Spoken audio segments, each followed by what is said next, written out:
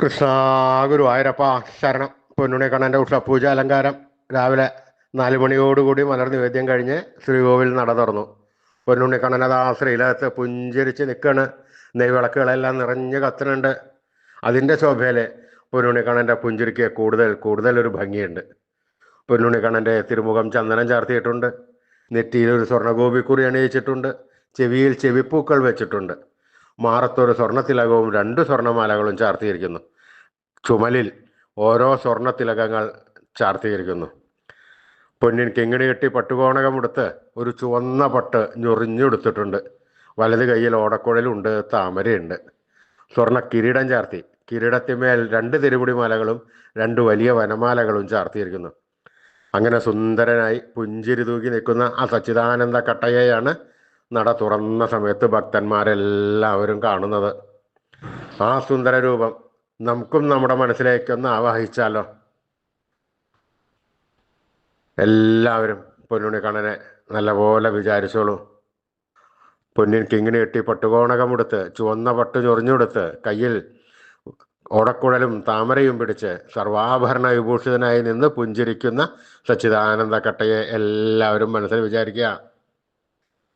വിചാരിച്ചില്ലേ എല്ലാവരും? അതാ പൊന്നുണ്ണിക്കണ്ണൻ നമ്മുടെ മനസ്സിൻ്റെ ഉള്ളിലേക്ക് അതാ കയറി വരുന്നു.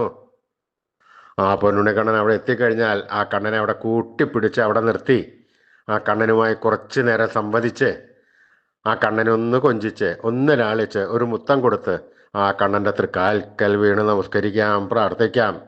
കണ്ണൻ്റെ അനുഗ്രഹം എല്ലാവർക്കും ഉണ്ടാവട്ടെ. തീർച്ചയായിട്ടും എല്ലാവർക്കും ഉണ്ടാവും.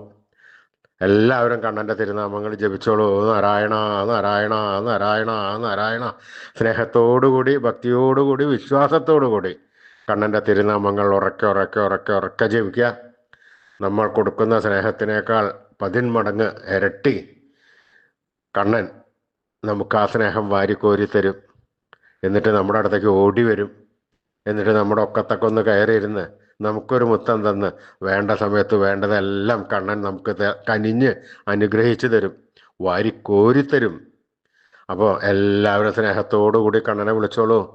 നാരായണ നാരായണ നാരായണ നാരായണ.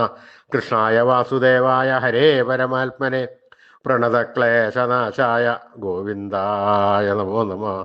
കൃഷ്ണായ വാസുദേവായ ഹരേ പരമാത്മനെ പ്രണതക്ലേശനാശായ ഗോവിന്ദായ നമോ നമ. കൃഷ്ണായ വാസുദേവായ ഹരേ പരമാത്മനെ പ്രണതക്ലേശനാശായ ഗോവിന്ദായ നമോ നമ. അച്യുതാനന്ദ ഗോവിന്ദ അച്യുതാനന്ദ ഗോവിന്ദ അച്യുതാനന്ദ ഗോവിന്ദ. ഈ നാമത്രയ മന്ത്രം എല്ലാവരും ദിവസേന ഉപാസിക്കുക. നിത്യവും ഉപാസിച്ചു കഴിഞ്ഞാൽ നമുക്ക് ആയുരാരോഗ്യ സൗഖ്യം, സർവസമ്പൽ സമൃദ്ധി, സർവ ഐശ്വര്യം, സന്തതി പരമ്പരകൾക്കെല്ലാം ശ്രേയസ് ഉണ്ടാവുന്നതാണ്. ഋഷീശ്വരന്മാർ തലമുറകൾ കൈമാറി തന്ന ഈ അമൂല്യനിധി നമ്മൾ വിട്ടുകളയാൻ പാടില്ല. നമ്മൾ ഉപാസിക്കണം. അതുമാത്രമല്ല, നമ്മുടെ വരും തലമുറകൾക്ക് അത് പറഞ്ഞു കൊടുത്ത് ഉപദേശിച്ചു കൊടുത്ത് ഉപാസിപ്പിക്കണം. അതിൻ്റെ ചുമതലയും കൂടി നമുക്കുണ്ട്. അങ്ങനെ എല്ലാവരും ഈ നാമത്രയ മന്ത്രം ജപിച്ചോളൂ. എല്ലാ കാര്യങ്ങളും നേരെയാവും. അച്യുതാനന്ദ ഗോവിന്ദ അച്യുതാനന്ദ ഗോവിന്ദ അച്യുതാനന്ദ ഗോവിന്ദ.